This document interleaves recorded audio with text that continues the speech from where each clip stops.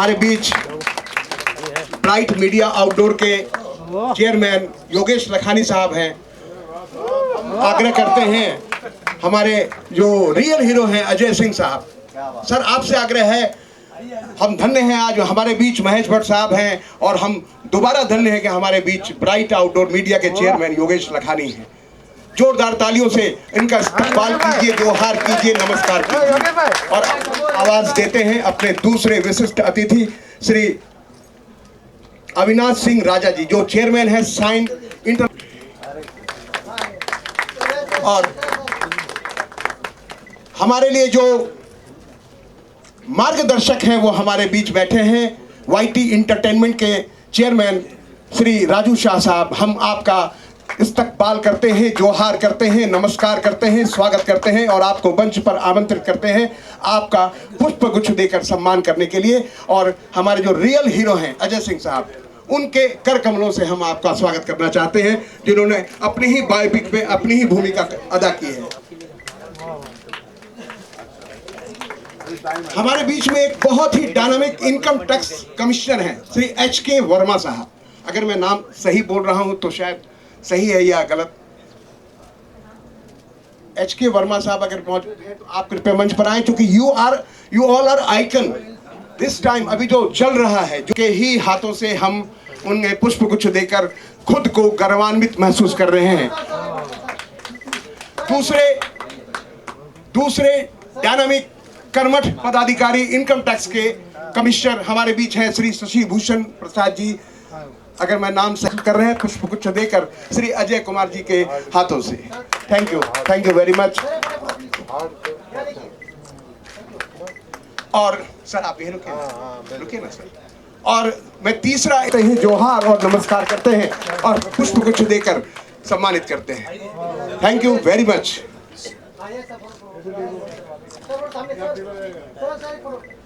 और इसके साथ ही मैं आप सबों का सम्मान करता हूं, लेकिन एक मिनट, आज के दो हीरो हैं यहाँ पर। म्यूजिक रिलीज है और म्यूजिक डायरेक्टर को अगर भूल जाएं तो हमारे दोनों म्यूजिक डायरेक्टर एक साथ आएंगे, वेद शर्मा और तन्मय पाहवा। तन्मय पाहवा ने आइटम सॉन्ग किया है, कुछ देकर सम्मानित कर रहे हैं। आइए मोहतरमा जी, पुष्प गुच्छ दीजिए।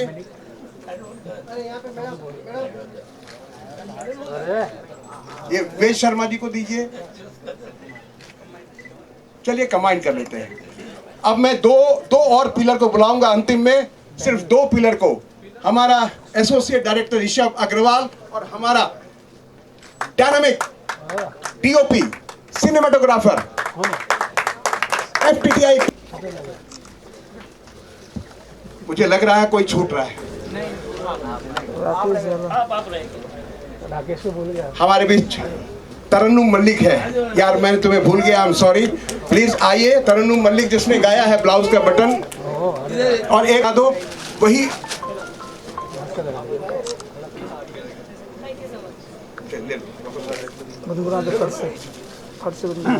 और इसके बाद बार बार जिसको आप यहाँ मिस कर रहे थे, जिसको बार बार देख रहे थे, जो एक हमारे रियल हीरो के पिता का जिसने रोल किया है, डायनामिक एक्टर NST का टॉपर राजेश जैस जी के लिए एक बार जोरदार तालियां। और राजेश जैस जी स्पेशलिस्ट, धन्यवाद। और हम अब शुक्रिया अदा करते हैं आदरणीय महेश भट्ट साहब का, जिन्होंने अपना बहुमूल्य समय दिया हमें इस लायक समझ। मुखारबिंद से कुछ दो शब्द अगर आ जाए तो उसमें दुनिया भी है, मौका भी है। क्या बात जी, आपको बहुत बहुत धन्यवाद। आप जो हैं संघर्ष करने वाले व्यक्ति हैं। मुझे लगता है कि आपके दिल की जो आग है उसको जिंदा रखिए। बस आप ही के आग से हमको कहानी बनाने का अवसर मिलता है। वाह वाह, क्या बात। नहीं तो आप जैसे लोग ना होते तो शायद ये मुल्क की जो चक्के जो चल रहे हैं वो बंदी हो जाते हैं, क्योंकि हमको गलतफहमी होती है कि सरकारें चलाती हैं मुल्क को, ये आवाम चलाती है, आप जैसे लोग चलाते हैं। तो बहुत बहुत बधाई आपको, आपके पिताजी को बहुत बहुत बधाई, क्योंकि आप शायद उसका आपको अंदाज़ा नहीं है। मैं बाप हूँ, मुझे पता है कि जब औलाद की तारीफ होती है तो माता पिता कितने खुश होते हैं। तो आपने अपने पिताजी को बहुत सुकून दिया है, उसके लिए बहुत बहुत बधाई आपको। और मैं हमेशा मुझे लगता है कि हमारे क्षेत्र में किसी किस्म की शुरुआत करना बहुत मुश्किल है। आपने जुर्रत करके झारखंड में आपने फिल्म बनाई है, ये अपने आप में बहुत बड़ी एक जीत है। और विनोद जी, आप ज़रा हिम्मत बनाए रखिए, क्योंकि ये खेल जो है दिन पे दिन और मुश्किल होता जा रहा है, मगर जुर्रत करना ही एक फिल्म मेकर की एक अदा होती है। ये हम लोग कर सकते हैं, ये एक मामूली लोगों का खेल नहीं है। तो हम आए यहाँ पर क्योंकि हमारा कर्तव्य है कि हम आपके साथ खड़े रहें और आपको थोड़ा सा इंकरेजमेंट दें, और हम देख जा सकते हैं। शुक्रिया। और म्यूजिक डायरेक्टर साहब जो हैं, आप लोग भैया बहुत बहुत मुबारकबाद। लिरिक राइटर साहब कहाँ है? मुबारक भैया, बहुत बहुत मुबारक। नहीं, माइक आइटम वाले हैं। आपके गाने के वंस मोर का आवाज आई थी, वंस मोर। थैंक यू, मुबारक भैया। मैं भागता हूँ, जो जाना है अपनी बीवी की नौकरी के लिए, तो क्षमा चाहता हूँ। Thank you. जब जब भारत की कला और संस्कृति की चर्चा की जाती है, तब तब संस्कारवान भारतीयों के मन और मस्तिष्क में स्वतंत्रता व आत्मगौरव की स्वर लहरी बजने लगती है। भारत की इतिहास में कला और संस्कृति का विशेष महत्व रहा है। इस कला और संस्कृति को आगे बढ़ाने का काम हमारी भारतीय सिनेमा बखूबी निभा रही है। इसमें कड़ी में मैंने अपने जीवन पर जो मूवी बनाने का जो प्रस्ताव मिला हमारे डायरेक्टर और प्रोड्यूसर के द्वारा, उसके संबंध में अपने विभाग से अनुमति ले करके हमने ये काम खास तौर से युवा वर्ग को प्रेरित करने के लिए, क्योंकि मेरा मानना है कि युवाओं को सही तरीके से जब तक हम मार्गदर्शन नहीं करेंगे, प्रेरणा नहीं देंगे, तब तक जो भारत की जो महाशक्ति बनाने की जो बात है वो कामयाब नहीं हो पाएगा। इस फिल्म के माध्यम से मैं संदेश देना चाहता हूँ कि अजब सिंह गरीब पैदा हुआ, अजब सिंह दोनों कान और दोनों आंख से विकलांग हो गया। इसमें अजब सिंह का कोई दोष नहीं है, लेकिन अजब सिंह गरीब होते हुए मरता, अजब सिंह विकलांग होते हुए मरता, तो ये अजब सिंह दोषी था। परमात्मा की बनाई गई लकीर को अजब सिंह ने चुनौती समझा, उसका डट कर मुकाबला किया। और यही संदेश अपने देश के युवा बंधु को देना चाहता हूं कि वो भी ऐसी मेहनत करे कि उनकी भी सफलता अजब सिंह के तरीके से शोर मचा दे। अंत में मैं कहना चाहूँगा कि मेरे सपने आप सभी के अरमान बन जाए, मेरे सपने आप सभी के अरमान बन जाए, मेरे चेहरे की हंसी आपके चेहरे की मुस्कान बन जाए। मैं अपने देशवासियों से बहुत मोहब्बत करता हूँ। काश मेरी यह जिंदगी देश की सफलता की जान बन जाए।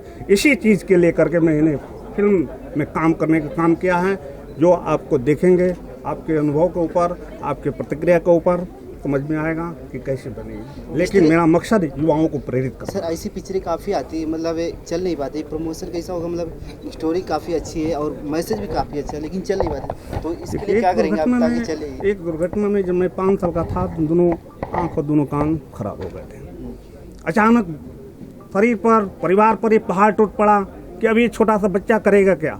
मैं था, मेरे पिताजी सामने थे, मैं हमेशा आंखों के आंसू पूछा करता था और ये बात को मैं बोलता था कि पापा आप लोग परेशान मत हो, ईश्वर की ये मंजूर होगा, ईश्वर हमारे अंदर है, आपके अंदर है, ईश्वरीय शक्ति है जो है हमारे पास, उसको अंतिम समय तक कोशिश करूँगा। उसका परिणाम हुआ कि बचपन से लेकर के आज तक हमने प्रथम श्रेणी में उत्तीर्ण किया।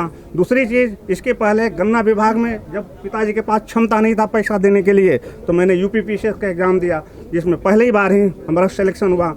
गन्ना अधिकारी के रूप में हमने काम किया 8 साल के दौरान। उसमें किसानों की समस्या को लेकर के, चूँकि मेरे पिताजी गरीब किसान हैं, तो किसान को देख करके मेरा लगता था कि नहीं, मेरे अपने माता है, मेरी माँ है, मेरे पिता हैं, और सारी देख करके, और उस परिस्थिति में हुआ कि चीनी मिल अन्याय करना बंद करे, सरकार की जो योजना है वो किसानों तक पहुँचे। इन्हीं जद्दोजहद में वहाँ के प्रशासन से विवाद हुआ, नौकरी छोड़ना पड़ा। नौकरी छोड़ने के बाद एक ही साल में, यानी कि 8 साल पढ़ाई छोड़ने के बाद एक पहली बार है कि जो मैंने 1 साल में तैयारी किया, और पहली बार ही जो है सिविल सेवा का एग्जाम पुटअप किया और इनकम टैक्स में आया। इनकम टैक्स में आने के बाद ये सारी चीज़ें जो है आप सबके सामने है कि इनकम टैक्स में आने के बाद हुआ कि देश के लिए मैं क्या कर सकता हूँ। तो देश के लिए तो मैं जो काला धन रोकने की बात है, भ्रष्टाचार मुक्त प्रशासन देने की बात है, वो तो मैं कर ही रहा हूँ, लेकिन साथ साथ जो हमारे देश का भविष्य है, युवा है, उन युवाओं को प्रेरित करने के लिए मैं अपने जीवनी पर ही स्वयं एक्टिंग करने का निर्णय किया। अब एक्टिंग कैसा किया हूँ ये तो मैं नहीं बता सकता हूँ, लेकिन ये ज़रूर है कि हमने अपनी पूरी ताकत लगा दी है कि मैं अच्छा से अच्छा काम करूँ, और जो मेरा मैसेज है कि युवाओं के चेहरे पर मुस्कान देखना चाहता हूँ, वो मुस्कान देखने में हम कामयाब हो जाएं, तभी ये हमारे फिल्म में एक्टिंग करना कामयाब होगा। हमारे प्रोड्यूसर विनोद कुमार जी ने मिलवाया इन अपाहिज जो आँख से और कान से लाचार हैं, और इनसे मिलने के बाद लगा कि ये आदमी बिल्कुल ही अजूबा आदमी है, एक्स्ट्रा ऑर्डिनरी है। और मैंने इनके ऊपर कहानी लिखी, और कहानी लिखने के बाद मैंने इनको सुनाया। देन आई थॉट दैट कि मैं क्यों नहीं इसी को एक्टर के रूप में ले लूँ। तो मैंने उनसे अप्रोच किया कि आप ही आ जाइए।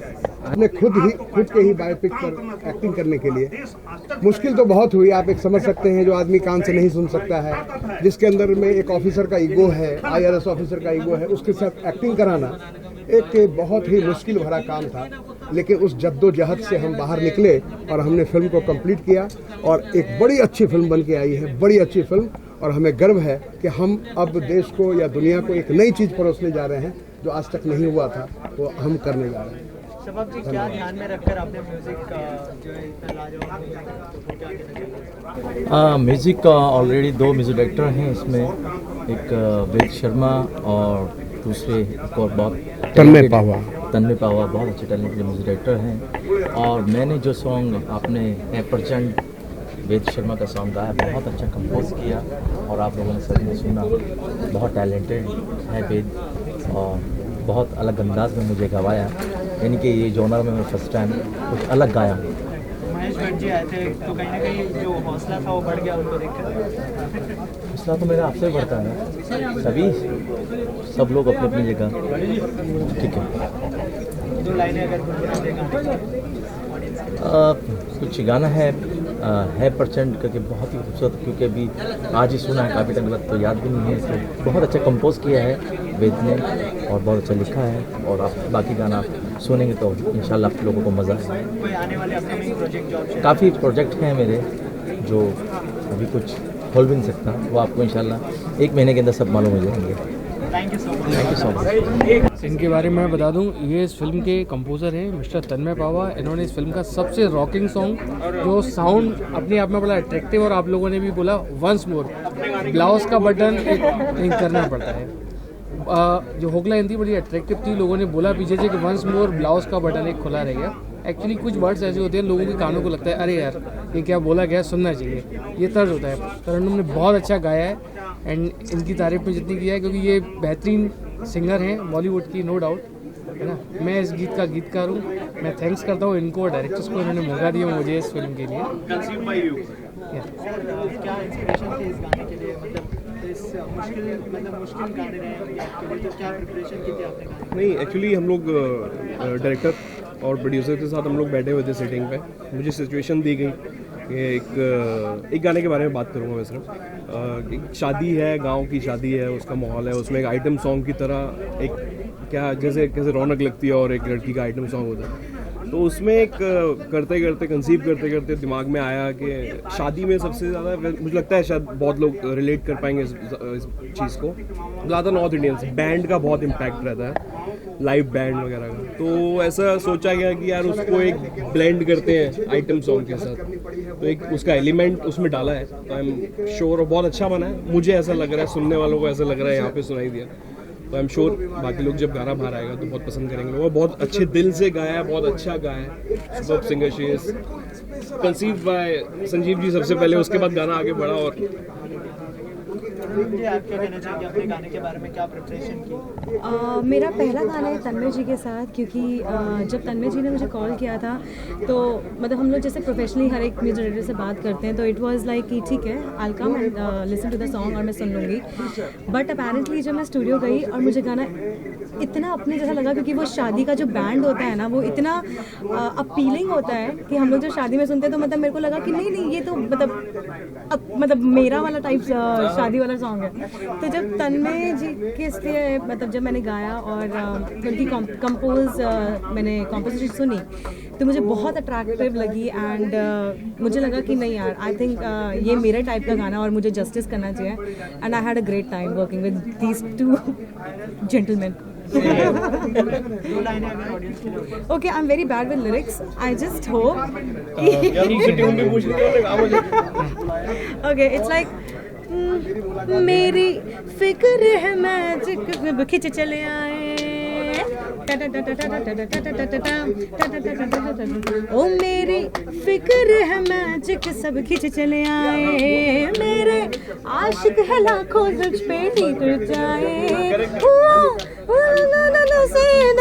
सिटी का बवाल मेरे ब्लाउज का बटन एक खुला रह गया मेरे ब्लाउज का बटन एक खुला रह गया। मेरे पास कोरस नहीं है, सॉरी। हम लोग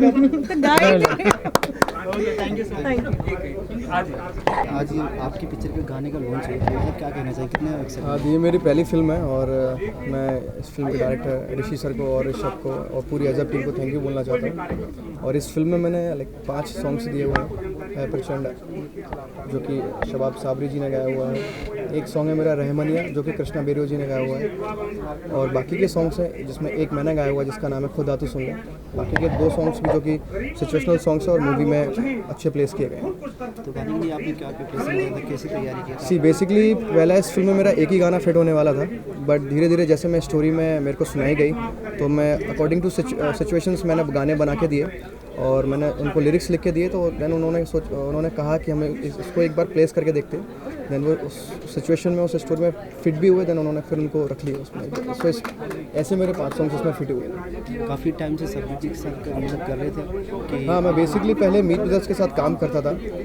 मैंने 3 साल उनके साथ काम किया हुआ है। देन उसके बाद कुमार राकेश जो कि राइटर हैं, बहुत अच्छे हिट राइटर हैं वो, प्लस शब्बीर भाई वो मेरे गॉडफादर हैं। तो शब्बीर अहमद जी के साथ मैंने अपना करियर को थोड़ा सा स्टार्ट किया और आज भी वो मेरे साथ हैं और आगे भी वो मेरे साथ रहेंगे और उनका काफ़ी योगदान है यहाँ तक पहुँचने में। इसके अलावा कोई अपकमिंग मूवी में आप कर रहे हो सॉन्ग कोई? हाँ, मेरी 3 फिल्म्स अभी आने वाली हैं। एक ब्रेकअप के ऊपर है जो कि आजकल की जो लाइफ होती है जिसमें ब्रेकअप्स हो जाते हैं गर्लफ्रेंड बॉयफ्रेंड के, तो उसके ऊपर एक फिल्म है जो कि मार्च में रिलीज़ होने वाली है। Thank you so much. हमारी अजब सिंह की गजब कहानी एक ऐसी फिल्म है जो आज का जो हिंदुस्तान का जो माहौल चल रहा है, गन्ना माफिया के खिलाफ, ब्लैक मनी के खिलाफ, उस टाइप का ही हमारी फिल्म पे इसमें मैसेज जा रहा है पब्लिक। सर, आपने क्या सोचा था पैसे लगा के स्टोरी? नहीं, स्टोरी ये है कि हमारे जो मेन एक्टर हैं, हीरो हैं, बस जस्ट मैं उनका एक एसएससी था और उनके पास मैं अपने फाइल के लिए गया तो मैं उनको देख कर लगा कि अरे ये तो आदमी में बहुत ही ऑनेस्टी है। और इनकी बायोपिक में पूछा, जब इनका इतिहास में पूछा, इनका बायोपिक पूछा कि किस ग्राउंड से किस लेवल से चले और कहाँ तक पहुँचे हैं, तो मैंने इस स्टोरी को किसी राइटर हमारे ऋषि प्रकाश मिश्रा जी को हैं उनसे कांटेक्ट किया और बोला कि इस फिल्म को बनाना है और रियल हीरो उन्हीं को मैंने एक्टिंग कराया। वो फिजिकली हैंडीकैप होते हुए भी न कान से कम सुनाई देता है, कान से सुनाई एक कान से नहीं था, आँख से भी कम दिखा, और उसके बावजूद भी इन्होंने इतने अच्छी तरह से एक्टिंग की। रिलीज 13 जनवरी को मेरा हो रहा है और बहुत ऑल इंडिया में हो रहा है। और थिएटर करीब 1400-1500 थिएटर हो रहा है।